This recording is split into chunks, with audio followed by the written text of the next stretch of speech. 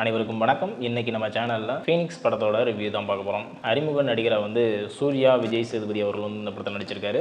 படம் வர்றதுக்கு முன்னாடியே ட்ரோல்ஸ்லாம் நிறையவே வந்துட்டு இருந்தது. ரொம்பவே நெகட்டிவான ட்ரோல்ஸ்லாம் வந்துட்டு இருந்தது.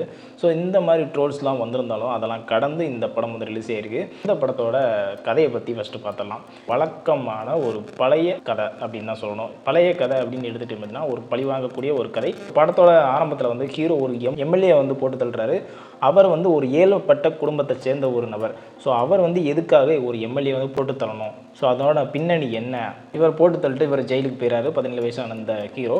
ஸோ அதுக்கப்புறம் அவரை ஜெயிலுக்குள்ளேயே வச்சு நம்ம போட்டு தள்ளணும் அப்படின்னு சொல்லிட்டு எம்எல்ஏவோட ஒய்ஃபான லட்சுமி சரத்குமார் முடிவெடுக்கிறாங்க. ஸோ அது நிறைவேறிச்சா. இதுதான் இந்த படத்தோட கதை.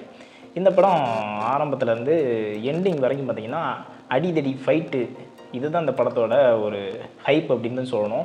அந்தளவுக்கு ஃபைட்லாம் சூப்பராகவே அமைஞ்சிருந்தது. ஏன்னா டேரக்டர் அனலாஸ். ஸோ அவரோட ஸ்டன்ஸ்லாம் இது வரைக்கும் நம்ம நிறையா பார்த்துருப்போம். ஸோ அவரோட படம் கண்டிப்பாக அவர் நிறையா ஸ்டன் சீக்வன்ஸ்லாம் சூப்பராகவே அமைஞ்சிருக்கும் அப்படின்றத நம்பி இருந்த மாதிரி கண்டிப்பாக இந்த படத்தில் ஸ்டன்ஸ் பேசக்கூடிய அளவுக்கு நல்லாவே அமைஞ்சிருந்தது. அதுக்கப்புறம் பார்த்திங்கன்னா விஷுவல்ஸ்லாம் சூப்பராகவே அமைஞ்சிருந்தது. சூர்யா விஜய் சேதுபதி அவர்களுக்கு என்ன ஸ்கோப் இருந்துச்சு அப்படின்னு பார்த்தீங்கன்னா அவரோட ஆக்ஷன் சீக்வன்ஸ்லாம் ரொம்பவே மெனக்கட்டு நடிச்சிருந்தார் அப்படின்னு சொல்லணும். ஃபர்ஸ்ட் ஹாஃபில் அவருக்கு மேக்ஸிமம் பார்த்திங்கன்னா அவருக்கு பேசுகிறதுக்கான வாய்ப்பே கிடையாது.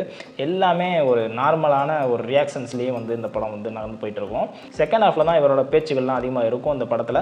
ஸோ அது எவ்வளோ கனெக்ட் ஆகிருக்கு, ஃபஸ்ட்டு படம் மாதிரி இருக்கா அப்படிங்கிறது பார்த்திங்க அப்படின்னா ஒரு ஆவரேஜான ஆக்டிங் தான் கொடுத்துருக்காரு அப்படின்னு சொல்லணும்.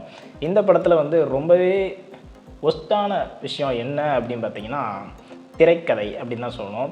இந்த மாதிரி பழைய கதையை எடுத்துகிட்டு வரோம் அப்படின்னா திரைக்கதை நல்லா இருந்தால் மட்டும்தான் இந்த படம் நிற்கும். டோட்டலாக பார்த்தீங்க அப்படின்னா இந்த படத்தோட திரைக்கதை இந்த படத்தில் ஒரு மைனஸ் அப்படின்னு சொல்லணும். ஒரு ஹைப்பே இல்லாமல் போயிட்டுருக்கு திரைக்கதை. அடுத்து என்ன நடக்க போகுது அப்படிங்கிறத ஈஸியாகவே நம்மளாலே ப்ரெடிக்ட் பண்ணக்கூடிய காட்சிகள்லாம் வந்துட்டுருக்கு. ஸோ கிளைமேக்ஸ்னு பார்த்தீங்கன்னா ஒரு நார்மலான ஒரு கிளைமேக்ஸாக ஏதோ முடிக்காத மாதிரி ஒரு கிளைமேக்ஸ் முடிச்சிருக்காங்க. படத்தை பார்த்தீங்க அப்படின்னா உங்களுக்கே தெரிய வரும். ஸோ என்னை பொறுத்த வரைக்கும் இந்த படம் பார்த்தீங்கன்னா ஒரு ஆவரேஜான ஒரு படமாக தான் அமைஞ்சிருக்கு. ஆக்டர்ஸ் அண்ட் ஆக்ட்ரஸ் எல்லாருமே நல்லாவே நடிச்சிருந்தாங்க. சூர்யா விஜய் சேதுபதி அவரோட ஆக்டிங் ஓரளவுக்கு ஓகேவான ஆக்டிங்காக தான் இருந்தது. ஸோ இந்த படம் இந்த வீக்கெண்டில் தியேட்டரில் அவைலபிளாக இருக்குது. பார்க்கணும்னு நினைக்கிறவங்க பாருங்கள். ஸோ அது மட்டும் இல்லாமல் நம்ம சேனலில் தொடர்ந்து சப்போர்ட் பண்ணுங்கள். மறந்துடாமல் நம்ம சேனலை சப்ஸ்கிரைப் பண்ணிக்கோங்க. மறக்காமல் சர்ப்ரைஸ் பண்ணுங்கள். தேங்க்யூ.